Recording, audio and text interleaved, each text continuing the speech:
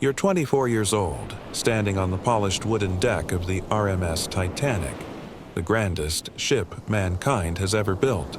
The sea stretches endlessly before you, a mirror of midnight blue, rippling with starlight. You've been at sea before, sure, but never like this. This isn't just another voyage. This is history in motion.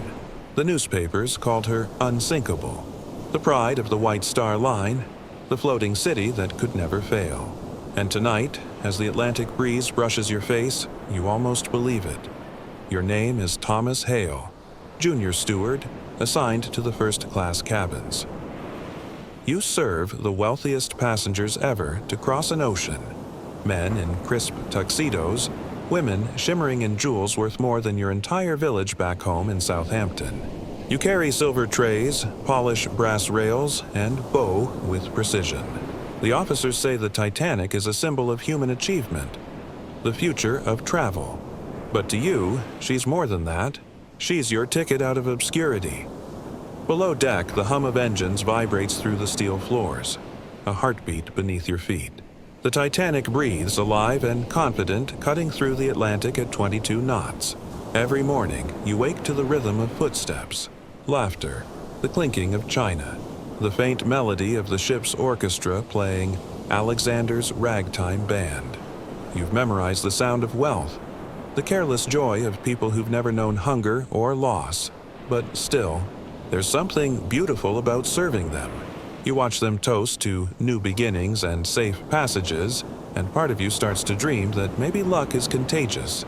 You sneak glances out of portholes, imagining yourself one day among them, a man of fortune, crossing oceans not for duty, but for pleasure. That night, April 10, 1912, when Titanic left Southampton, the docks were alive with cheers.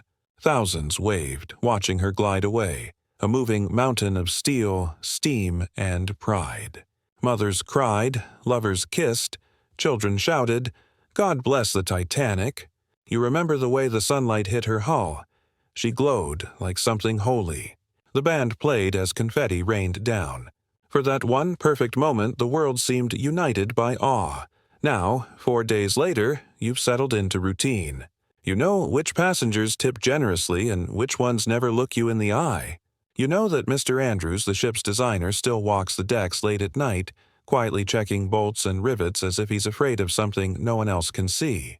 You've overheard whispers from the stokers below about how hard the boilers are being pushed, how coal dust chokes the air in the furnace rooms. But the officers assure everyone, she can handle it. And who are you to doubt that? The sea tonight is calm, eerily calm. The stars are so bright they cast faint shadows on the deck. You're off duty now, standing by the railing, watching the black horizon stretch endlessly ahead. Somewhere in the distance, a violin note drifts up from the grand staircase, a soft waltz echoing through the night air. Couples dance inside the first-class lounge. Laughter spills out through open doors. You can even hear the faint pop of champagne corks. It's strange, how peaceful everything feels, how invincible. You take a deep breath and close your eyes, listening to the hum of the ship's engines. It sounds like eternity, and yet, something unsettles you. You can't explain it. Maybe it's the cold. Maybe it's the way the sea seems too still, too quiet. The North Atlantic shouldn't feel like glass. You glance toward the bridge. A faint light glows where the officers stand watch. You think about the telegrams the wireless room received earlier that day. Warnings of ice. You overheard one of the operators laughing about it, saying, "We're far south of danger." Still, the thought lingers. Ice. Out there, somewhere in the dark. Invisible, silent, waiting. You shake the thought away. You have duties in the morning. Polishing silver, preparing breakfast for the Astors and the Wideners. The clock above the deck shows just past 11 p.m. You stretch, yawn, and decide to head below. The ship hums softly beneath you, and the air smells faintly of salt and engine smoke. Everything feels normal. Everything feels safe. As you descend the crew staircase, you pass other stewards, laughing, trading cigarettes, talking about New York.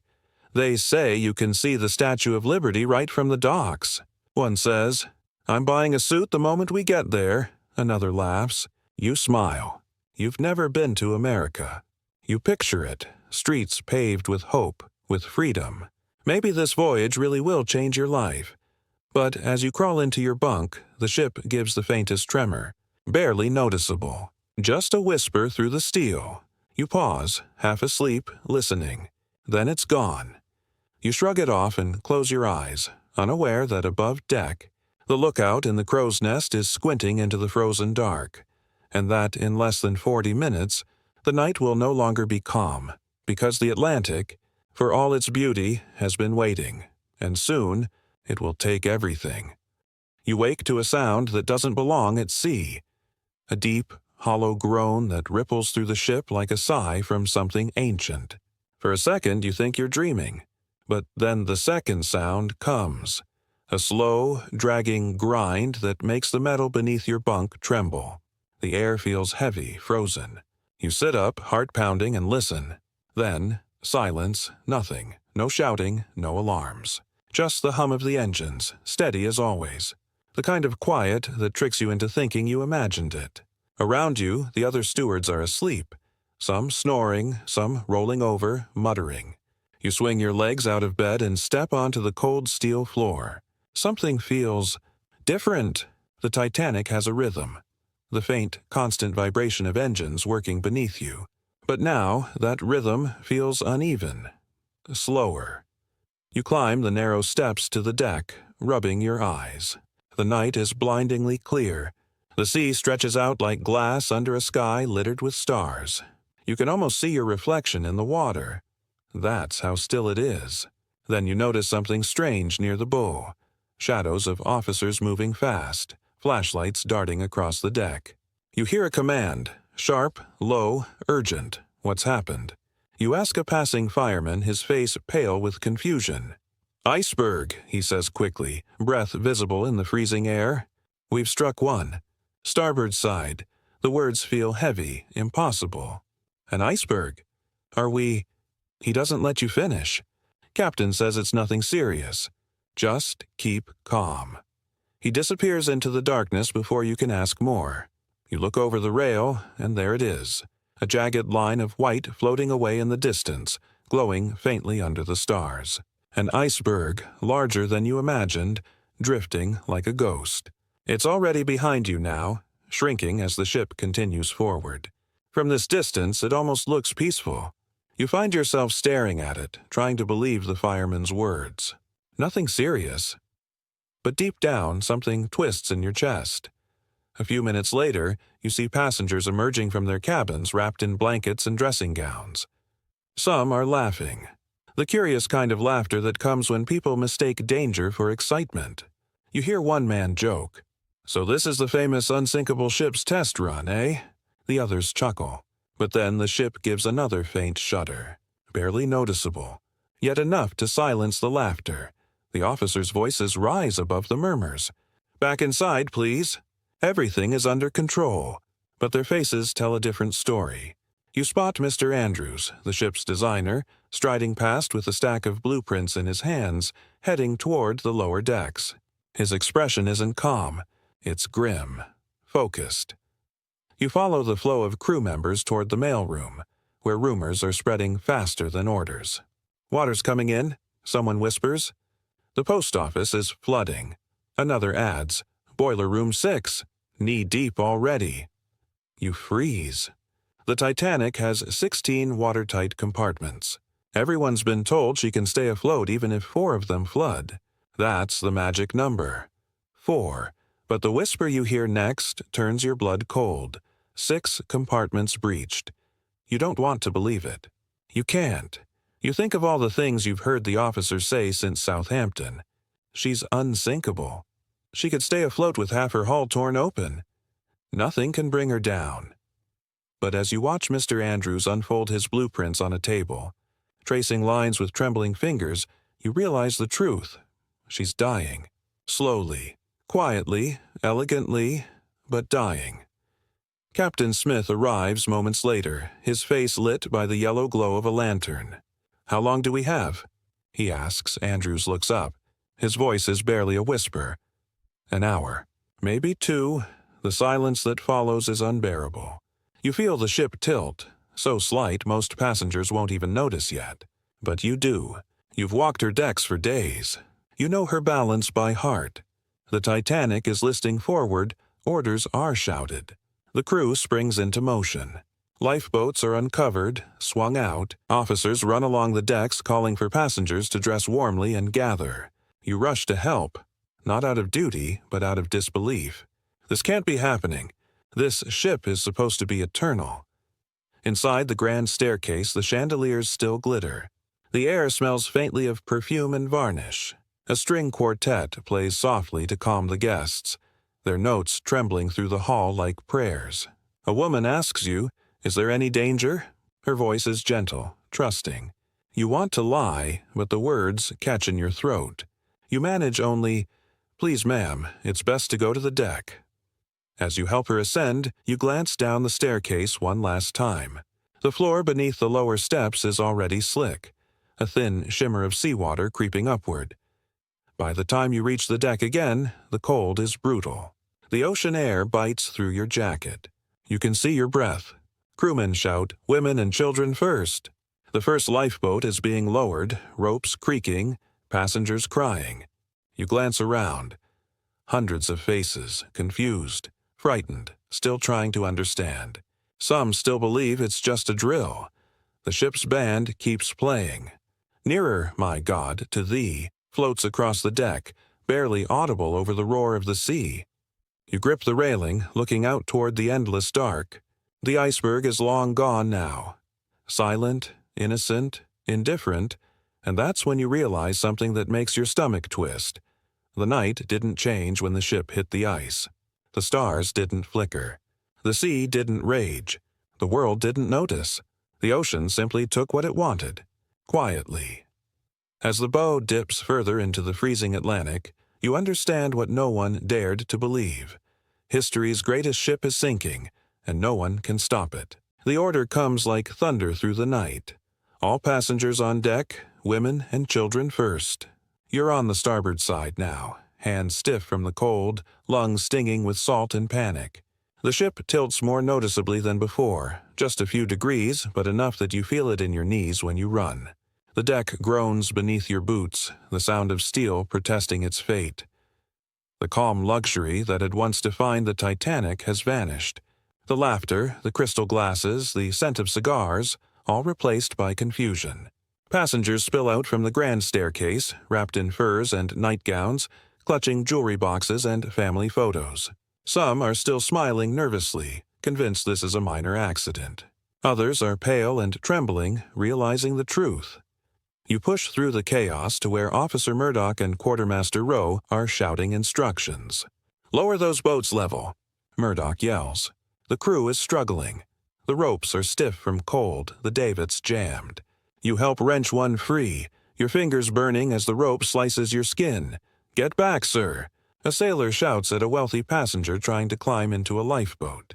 "Women and children first," the man shouts back, red-faced with fury. "Do you know who I am?" But his voice drowns in the wind. Nearby, a woman cries for her husband as the lifeboat begins to lower. He stands behind her, holding their child, trying to look brave, but his eyes are hollow.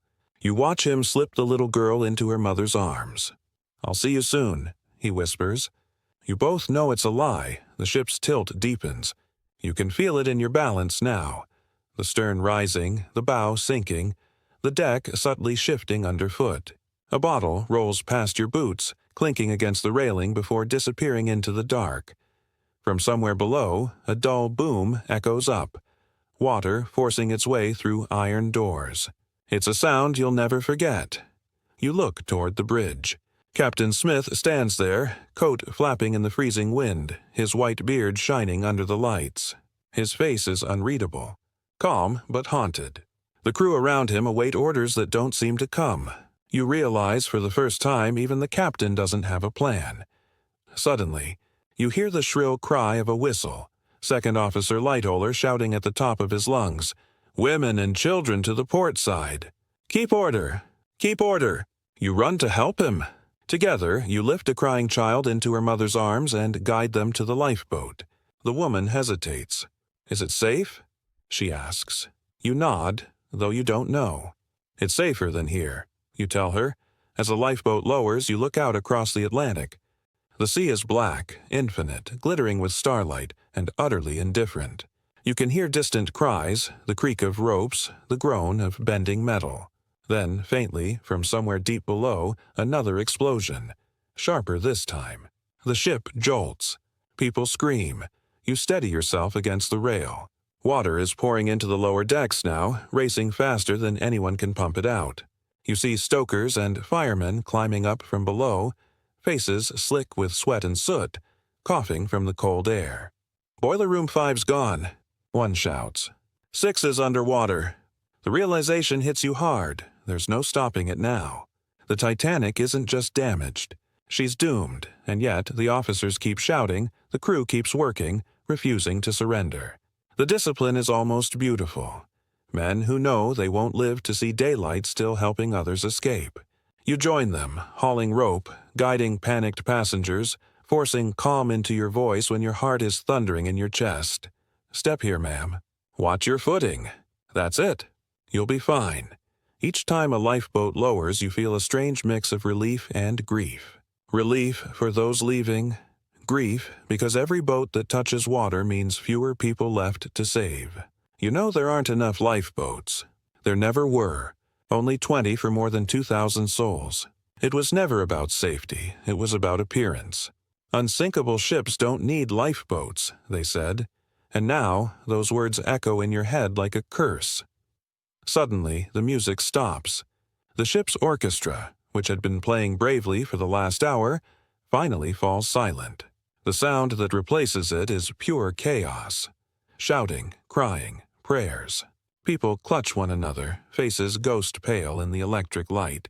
A young officer beside you fumbles with his revolver, firing into the air. "Back! Get back!" he yells as men surge forward, desperate for space in the lifeboats. You pull him aside before the crowd turns violent. "That won't help," you say. He looks at you, eyes wet, shaking, and whispers, "We're not trained for this." A few minutes later, you see Mr. Andrews again. His collar is undone, his hair damp with sweat. He moves slowly now, checking rooms one by one, making sure no one is left behind. You watch as he gently guides a young stewardess toward the stairs. "There's a collapsible raft on the roof," he says softly. "Try for that."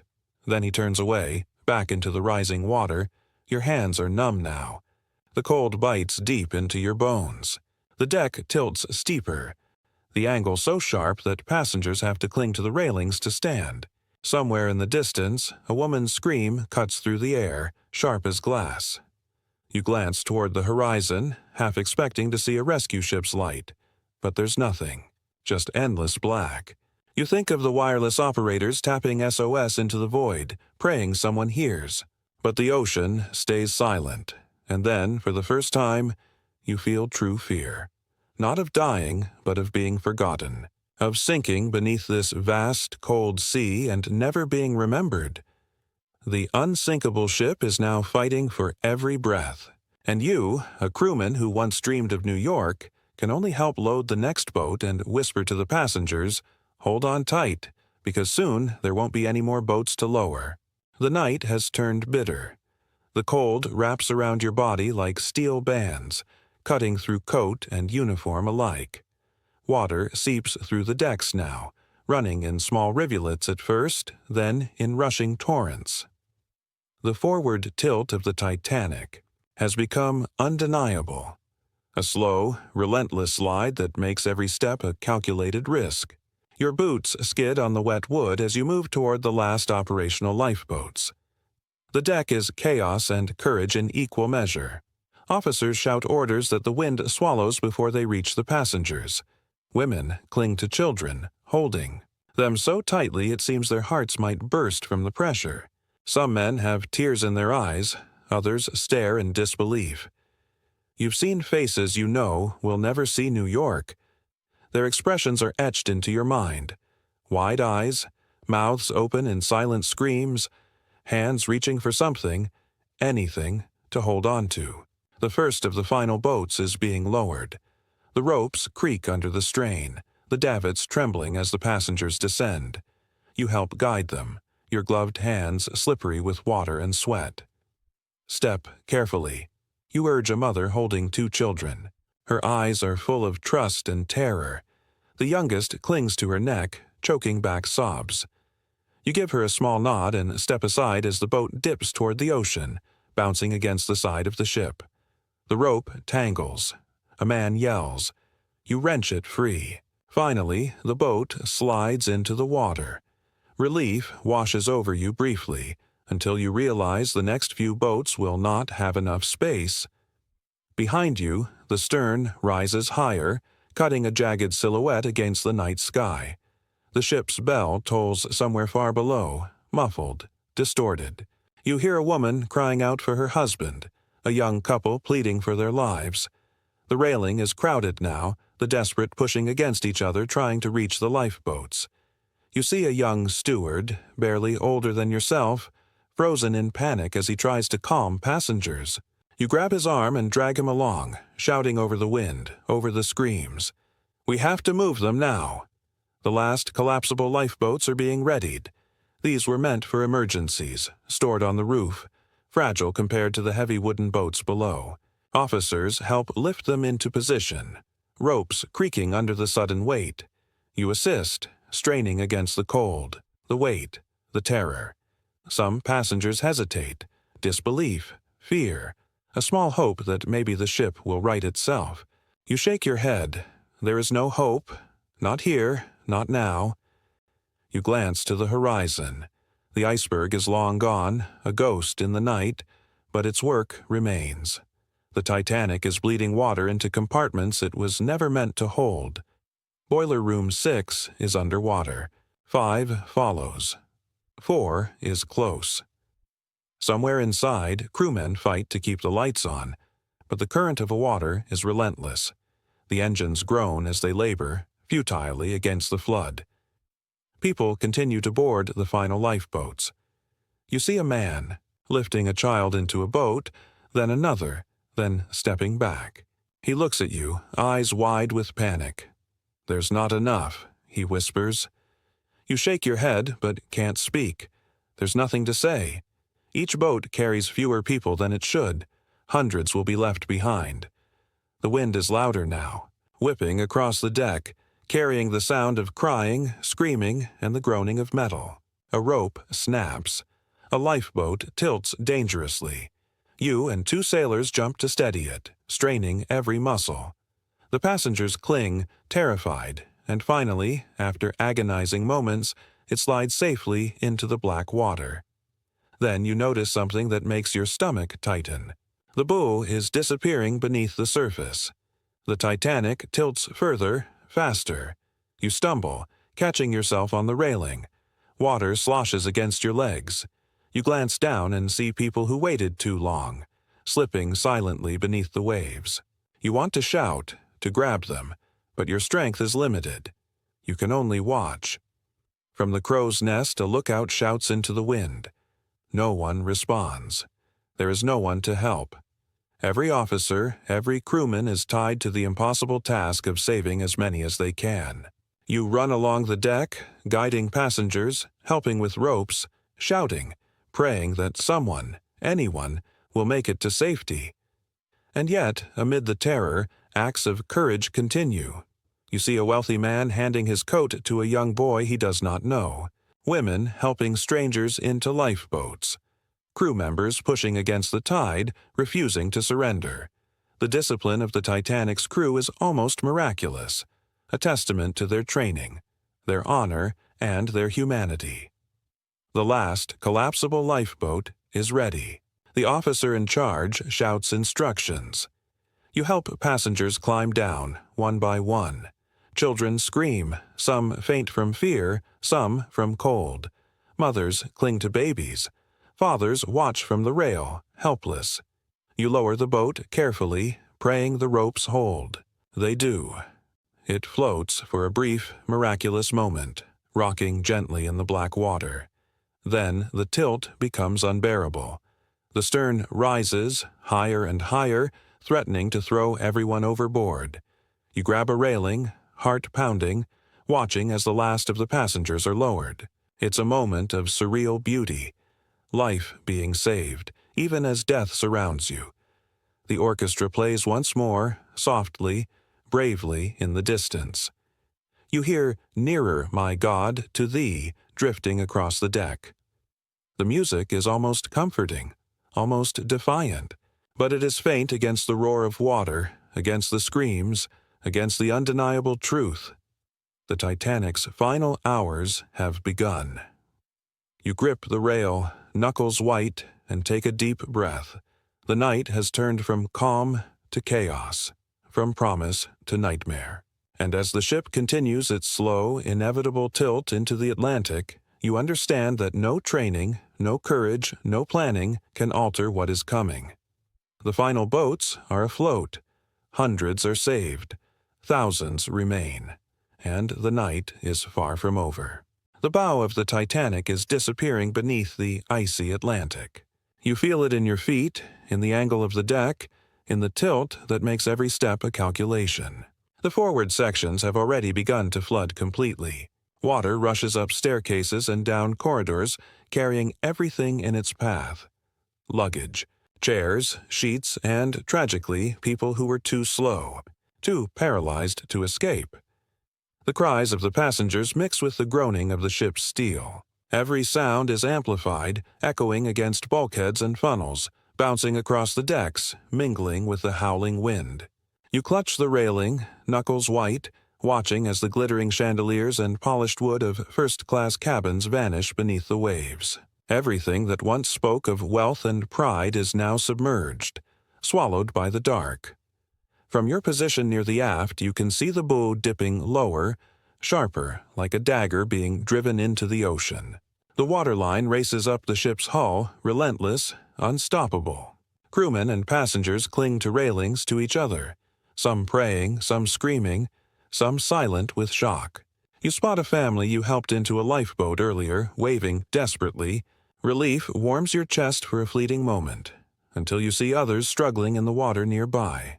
There's nothing you can do for all of them. The tilt intensifies. Walking becomes nearly impossible. You cling to the rail as the deck rises beneath your feet. Objects slide across the wet surface. Suitcases, trays, even chairs from the dining salons. Some passengers panic, trying to run, only to stumble and fall.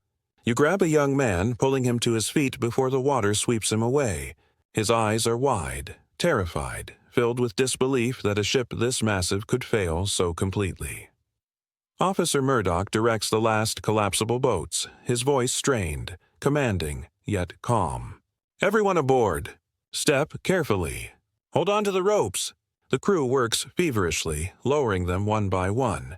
Each boat is a temporary lifeline, a fragile island of safety in a growing sea of chaos. You help load the last few passengers, heart hammering. You know some will never make it. There isn't enough space. From the stern, you glance forward. The bow is now almost vertical. The great ship, the pride of human engineering, is pointing toward the depths. Water has breached every forward compartment. It pours through the corridors, cascading down stairwells like miniature waterfalls. You hear the groaning of bulkheads failing, the ripping and cracking of steel as it strains under pressure. Time feels unreal. Minutes stretch into eternities. Every breath is labored, every movement a struggle against cold, exhaustion, and disbelief. You watch a woman slip from the deck into the ocean, clutching a child. A sailor dives after her, but the current is too strong. They vanish beneath the waves. The horror of the moment presses down on you, heavy and suffocating. Amid the terror, the band continues to play, near the grand staircase below, their music drifting faintly up to the deck. "Nearer, my God, to Thee." Their dedication is almost incomprehensible. Amid death and chaos, they cling to courage and purpose, giving hope to those who can hear. Some passengers hum along, holding hands, swaying slightly despite the tilt of the deck. Music becomes a lifeline, a reminder of humanity amidst the overwhelming nightmare. You move along the deck, assisting passengers toward the stern, where the water is still manageable, still a chance for survival. Crew members are shouting instructions, helping the elderly and children, holding ropes, pushing against the surging water. You lift a small child into a lifeboat for the third time tonight, and the mother's tearful smile is both heartwarming and heartbreaking. Then, a massive shudder runs through the Titanic. The stern rises higher, the bow plunges farther. A loud, deafening crack echoes from beneath the decks, the ship's backbone failing under the strain of gravity and water. You stumble but catch yourself, eyes wide. Metal groans in protest, rivets popping, steel plates bending. You realize that the Titanic is breaking apart. The very frame you once admired, the symbol of invincibility, is now betraying its own weight. The first screams come from below, passengers trapped in the flooding compartments. You can hear banging, shouting, desperate pleas for help. You want to go down, to save them, but the angle of the deck and rising water make it impossible. Your own survival is precarious.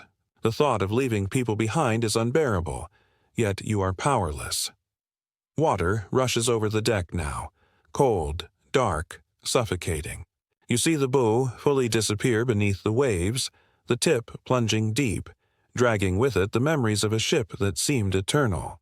The stern looms above, an impossible angle, creaking, groaning, as if the ship itself is crying. Crew and passengers cling to every available railing, to each other, to hope. The lifeboats row away, their lights small in the infinite blackness. You hold the rail, unwilling to let go until it becomes clear. You will have to jump. The angle is too steep. The water rises too high. You take a deep breath, glance at the stars for one final instant, and leap into the Atlantic. The cold hits like a hammer. Your lungs seize and the darkness envelops you. The bow is gone. Titanic's pride is submerged. And above, the stern, tilted impossibly, continues its final moments before the ocean claims it entirely. You break the surface with a gasp, water filling your mouth, stinging your eyes. The cold is immediate, biting deep into your lungs, your muscles, your very bones. You kick and tread water desperately, trying to distance yourself from the towering stern now impossibly high above you. The great ship tilts skyward, almost vertical, and you can see the last remnants of the grand decks, railings, lifeboats dangling, twisting, suspended above a black abyss. The sound is deafening, metal groaning, wood snapping, and the chaotic chorus of passengers screaming, crying, praying. Around you, survivors cling to debris, sections of railing, lifeboats overturned, chairs, crates. The Atlantic feels endless, a merciless dark void, and every second stretches into eternity. You grab a floating plank, shivering violently, teeth chattering. Water fills your ears, washing away all sense of direction. From the sky, the ship looks like a monstrous cathedral of steel, its bow long gone, stern pointing to the heavens. You can hardly comprehend the scale of what's happening. The water is filled with people, some swimming, some holding tightly to floating objects, some huddled together for warmth. You see faces etched with terror, shock, disbelief. Children crying, mothers shielding infants, men shouting at the sky, questioning God, questioning fate, questioning the ocean that has stolen everything in a single night. You grip your plank, searching for familiar faces. Some passengers you helped into lifeboats earlier wave weakly from safety, their tiny lights bobbing like stars on the black water. Relief flares, then quickly fades when you realize how many are still trapped. Above, the Titanic continues its final descent into history. The stern tilts further, the massive funnels leaning at impossible angles. From your floating vantage, you can see officers and crew still clinging desperately to the rails, directing the remaining passengers, shouting for order. Their bravery is unmatched. Despite the cold, the panic, and the inevitable, they continue their duty. Some are thrown into the water by the increasing tilt, disappearing into the inky darkness below. You hear the cries for help, the splashes, the sobs, and through it all, the haunting strains of the band playing Nearer, My God, to Thee. The music floats across the water, a fragile reminder of humanity amid overwhelming catastrophe. You catch glimpses of the musicians clinging to the deck, stoic in their devotion, as if their duty is more than performance. It is defiance. Courage in the face of certain death. The ship groans, a sound that vibrates through the water and into your chest. The stern rises almost completely vertical, every rivet, every girder, every deck exposed to the void. You see the last lifeboats lowered, bobbing on the surface, each a fragile sanctuary. You try to swim toward one, but the cold saps your strength, the waves push you back. You cling to a piece of debris, shivering violently, telling yourself to hold on, to survive, to remember. Time loses meaning. The stern, massive and unyielding, teeters above the water, then begins its final collapse. The decks split, twisting as if in agony, and water cascades downward, dragging anything in its path. You brace against the debris you hold, waiting for the inevitable rush. The ship screams as it bends and twists, finally succumbing to the ocean. With a deafening roar, the Titanic breaks apart, the last structure plunging into the freezing abyss. The shock wave knocks you from your plank. You are submerged, thrown through the black water, lungs burning, eyes filled with salt and darkness. When you resurface, the water is littered with chaos. Floating objects, screaming, praying, clinging. The stars above offer little comfort. The ocean is merciless, indifferent. You kick, swim, and claw your way toward one of the lifeboats that survived, gripping it desperately. Around you, the cries grow faint as some succumb to cold, exhaustion, or despair. You watch helplessly as lives slip away into the Atlantic. You remember faces, names whispered in fleeting moments of kindness. A mother, a child, a steward who had laughed just hours before, unaware that history would demand a sacrifice none could have foreseen. By some miracle, you manage to haul yourself onto a lifeboat. Others cling around you, shivering, silent, numb.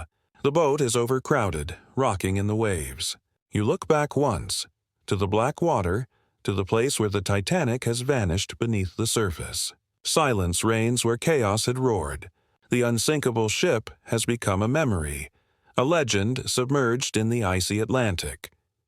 You huddle with the other survivors, teeth chattering, fingers numb, staring at the dark horizon. Dawn is still hours away and the cold is relentless. But for the first time, a small thought comes to you. You survived. Somehow, by luck, courage, and sheer will, you survived. And as the sky begins to lighten faintly in the east, you realize this night, the night the Titanic sank, the night history was swallowed by the ocean, will never leave you. It is etched into your mind, your body, your soul. The grandeur, the chaos, the courage, the horror, all of it will live forever. The Titanic is gone. The Atlantic keeps its secrets. And you, a single human among thousands, are left to bear witness to the end of an era. The first rays of dawn creep over the horizon, painting the Atlantic in hues of pale gold and silver. You shiver violently, teeth chattering, muscles numb from hours in icy water. The chaos of the night has given way to an eerie silence. All around, the remnants of the Titanic float. Debris, life jackets, broken furniture, and countless faces etched in shock and despair. You cling to a piece of wreckage, gasping for air, aware that every heartbeat is a gift you don't take for granted. From the distance, you hear the faint, blessed hum of engines. A ship appears on the horizon. The RMS Carpathia, slicing through the waves, a beacon of hope in the devastation. You shout, waving your arms frantically. Others spot it too, and suddenly the water is alive with desperate, hopeful cries. The survivors push toward the approaching vessel, holding children, clinging to floating planks, lifting the injured. Every second feels precious, each movement a battle against cold and exhaustion. As the Carpathia approaches, crew members throw lines into the water. You grip a rope, pulling yourself toward it, your muscles screaming in protest. Around you, cries of relief echo. Strangers help strangers, forming human chains, holding on to one another, refusing to let go. Finally, after what feels like an eternity, you are hauled onto the deck. Wet, trembling, shivering uncontrollably, you collapse, overwhelmed by fatigue and relief. The Carpathia's crew works quickly, wrapping blankets around survivors, giving hot drinks, tending to hypothermia, shock, and injuries. You receive one of these blankets and feel warmth seep slowly into your frozen body. Around you, the wounded are helped to chairs. Children cling to parents too frightened to speak. The scale of the disaster becomes clear. Hundreds of lifeboats arrived, but thousands of passengers remain missing. You watch as the crew continues to scan the water, eyes sharp, hoping to rescue more souls from the icy grip of the Atlantic. The survivors huddle together, silent at first, each lost in their own thoughts. Some weep openly, mourning lost family, friends, and strangers who became companions in those final hours. Others stare blankly at the water, unable to process the magnitude of the tragedy. You find yourself thinking of faces from the ship, the officers, the musicians, the women and children you helped into lifeboats. Some you will never see again. Some will live only in memory. A woman beside you whispers a prayer, barely audible over the ship's engines. A child clings to her, shivering violently, eyes wide with terror. You offer a comforting smile, though your own heart feels hollow. The Atlantic has taken so much, not just lives but innocence, security, and the belief in the unsinkable. What was meant to be a journey of luxury and promise has become a haunting legend etched into the memory of the world. The crew of the Carpathia works tirelessly, bringing aboard survivors, giving instructions, assessing injuries. You help where you can, guiding children to blankets, ensuring mothers hold their babies safely, assisting elderly passengers who can barely move. There is a strange camaraderie among the survivors, shared trauma forging bonds that will last a lifetime. Each of you bears witness. Each of you carries a fragment of history. By mid-morning, the full horror of the night begins to settle in. You think of the Titanic's passengers who never made it, the ship's officers who remained at their posts, the musicians playing until the very end, the families swept away in the icy Atlantic. Their courage, their sacrifice, their lives are etched into the collective memory of humanity. The story will be told for generations, their names immortalized not only in newspapers but in hearts and minds around the world. You watch as the Carpathia sails toward New York, a slow, steady journey after a night of terror. Survivors cling to blankets and each other, speaking in whispers about what they saw, what they felt, what they lost. You remain quiet, thinking of the Titanic, her grandeur, her tragedy, the beauty and horror intertwined in the same night. You understand, in a profound way, why people will never forget this ship, why history will never allow her to sink entirely from memory. Even as the ocean swallows the remnants of the Titanic, even as the cold claims those who could not be saved, life continues aboard the Carpathia. People share what little they have. A comforting word, a blanket, a small ration of food. Humanity endures, despite tragedy, despite loss. And you, having survived, carry not only the story of survival but the responsibility of remembrance.